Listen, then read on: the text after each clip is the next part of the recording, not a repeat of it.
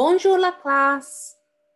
La date est vendredi 5 mars 2021. Okay, and our learning objective for today is to practice test style questions. Okay, so this means that it is a skills-based lesson. We are applying the skills that we have learnt previously. And today we're going to look at a different fable that you are not familiar with. So all of this week, we have been looking at the fable, The Miller, His Son, and the Donkey. And you have been practicing some retrieval skills with Mr. Simmons. And yesterday we did a comprehension on the Miller, the Donkey, and his son. And today we're going to look at a different text altogether, and you are going to answer some comprehension questions on that. Okay, so the text we are looking at today is called The Willow Pattern Story, the Fable of the Two Doves. Okay, so let's remind ourselves, what is a fable? It's a story that teaches a lesson, often in which animals speak and act like humans. And to be considered a fable, it must have a moral at the end, animals with human traits, and it must be quite short. And we have our little mind map at the bottom here. We have characters with a weakness. We have a hero and a villain.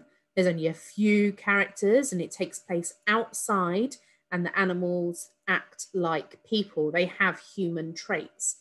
So let's read the story together and consider if it is a fable or not. Okay, so I've got my opinion. Your opinion might be different.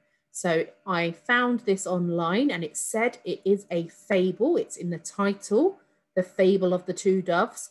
But is it a fable if we look at our checklist? Let's have a look and see.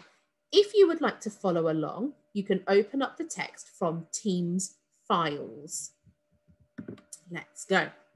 Many years ago in ancient China, okay, so that's the setting, it's in China, there lived a beautiful, intelligent girl named Kung Si. So Kung Si, she is the main character of the story. Kung Si lived in her wealthy father's palace and would spend her days weaving intricate tales of her family's illustrious history for the local children. In the evenings, Kung Si would wander down to the palace's counting house where she would secretly meet the love of her life. Oh, so it's secret. So she didn't want people to know the love of her life. And that was an assistant accountant named Chang. Okay, so this is the love interest. Unfortunately, given Chang's status as an assistant, Kung Si's father forbade a relationship between the two. So I'm just going to highlight that there, forbade. It was forbidden. So Kung Si's father said it wasn't allowed for her to be in a relationship with Chang because she is like a princess, I guess. That's what it comes across as. And he is an assistant, so their class is a bit different. One day, during an elaborate retelling of her family's mighty battles, Kung Si felt a hand on her shoulder. It was Jian, her father's bodyguard. Immediately, Kung Si was hauled upwards and taken to her room where the door was locked behind her. What Kung Si hadn't known was that her father had secretly followed her to the counting house the previous night and had discovered that she was meeting Chang. He had fired Chang and demanded that Kung Si be kept locked in her room.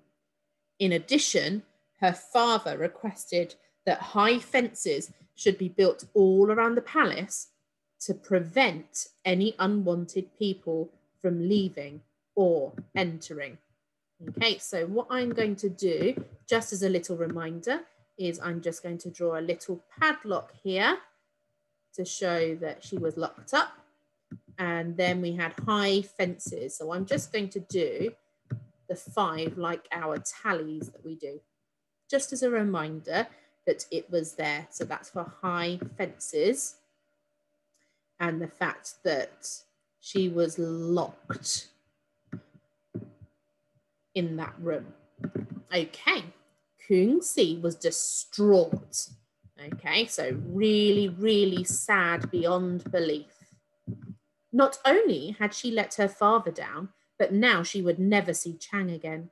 She spent many lonely days and nights staring at the four walls of her room, hopelessly wondering whether she would ever be able to leave. One day, a note came through her door. My dearest Kung-si, I am sorry that this rift has come between us. I wish nothing in this world but for you to be happy. Because of this, I have arranged for you to marry a wealthy duke. He will look after you well. Enclosed is a small token of his affection. The two of you shall marry when the first blossom falls from the willow tree. Your loving father. Okay, that's an interesting phrase, isn't it? You shall marry when the first blossom falls from the willow tree. Okay, so we just draw a little tree. Oh, that's a bit of a pants drawing today. I'm sorry, year 6. As she read the note, a beautiful jewel-encrusted brooch, okay, so it looks like brooch, but it's pronounced brooch, so that's like a little badge, in the shape of a dragon, fell to the floor. Feeling trapped and alone, Kung-si retrieved it and absent-mindedly turned the brooch around in her fingers as she was fiddling with it. She came to the conclusion that this might be her only chance to be free. Reluctantly, so she didn't want to, but she sent a message to her father and she agreed to the marriage. Soon, the wedding preparations were in full swing. Meanwhile, so at the same time, a devastated Chang had heard the news and subsequently hatched a plan to rescue Kung-si. On the day that the first blossom fell from the willow tree, he disguised himself as a servant and made his way into the palace. Pretending that he was delivering flowers to the bride, he made his way to Kung-si's chambers and opened the door. Immediately, Kung-si beamed with joy at the sight of Chang. Okay, so we've got the first change in emotion. Okay, so she's really happy there because it's like she's free, like a bird. She threw her arms around him and they began to run down the palace corridors and then through the gates. They continued to run until they made their way to the beach where the Duke's ship had been moored. That means tied up. Chang, who had been taught how to sail by his mother, cast off and began to steer the ship away from land. Okay, so they started to sail away in the boat. Okay, for several weeks, the pair sailed the open waters, living from the Duke's plentiful supplies. Okay, so there were lots of supplies on deck, so on the boat, that they used to eat until they reached a deserted island, thick with luscious fruit-bearing trees and with a small stream running through the center. The newly discovered island was so perfect that the couple vowed to live there for eternity. Okay, so they had lots of food there because the trees had lots of fruit on them and there was fresh water from the stream, and they vowed to live there for eternity, for always. However, back at the palace, the Duke was furious. He sent every man, woman, and child under his command to search for his bride and the treacherous accountant. Who's the treacherous accountant? That's right, it's Chang. After several months of fruitless searches, he began to offer large rewards to anyone able to locate the couple.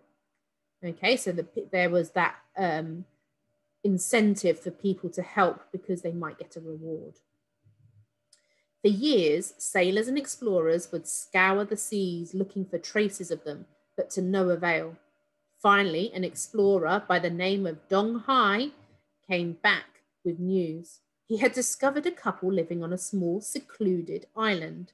Secluded just means that it was almost like secret, like in case, and people couldn't see into it. Immediately, crews were dispatched, and within days, the young couple had been captured. Fortunately, high in the heavens, the gods had been watching Kung-si and Chang and had grown to love them. The gods knew that Kung-si and Chang were good people and did not wish to see any harm come to them, so they decided to intervene. Moments after being captured, the couple were miraculously transformed into beautiful doves. They flew away to safety, and they happily spent the rest of their lives together. Okay, so let's remind ourselves by looking at this picture, pause the screen, remind yourselves what are the ingredients for a fable? Is what we have just read together a fable? That's right. I don't think it is a fable because it doesn't have a moral at the end. The animals only appear right at the end. And although it is quite short, it's more lengthy than the fables that we've listened to earlier. It does only have a couple of characters. It does have a hero and a villain. It does take place outside. But there isn't a character with a weakness as such. And like we said, those animals just come in at the end. So it's more like a tale or a myth maybe from Chinese culture. Okay, remember it was set in China. Okay, so I'm not going to read through these now. We've looked at these quite a few times. It's the same success criteria that we follow each time that we are approaching a quiz that has mixed questions in it. So just pause the screen and remind yourself if you need to. Okay, so here are your questions. These questions are on Teams in the form of a quiz. Like I said, the text is there also for you to open up and refer to as you are answering. Make sure you read the questions really carefully so you understand what it's asking you to do. Let's take a look at the first one together. What did the Duke give Kung-si as a gift? Tick 1. Now that gift happened during the letter, didn't it? So let's have a look. Is it a bag of jewels? Is it a brooch? Is it a pet dove? Or is it a ship? So I can go back to the text where he had the letter, and it says a beautiful jewel encrusted brooch in the shape of a dragon fell to the floor. So I go back here, back to the question, which one would I tick? That's correct. I would tick a brooch.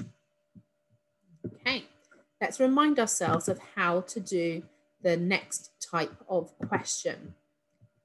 Okay, so it says number the events from 1 to 4 to show the order that they happened. Now this one's a little bit more tricky and we have to do it a bit at a time. Kung-si and Chang are transformed into doves. Now that happened right at the end.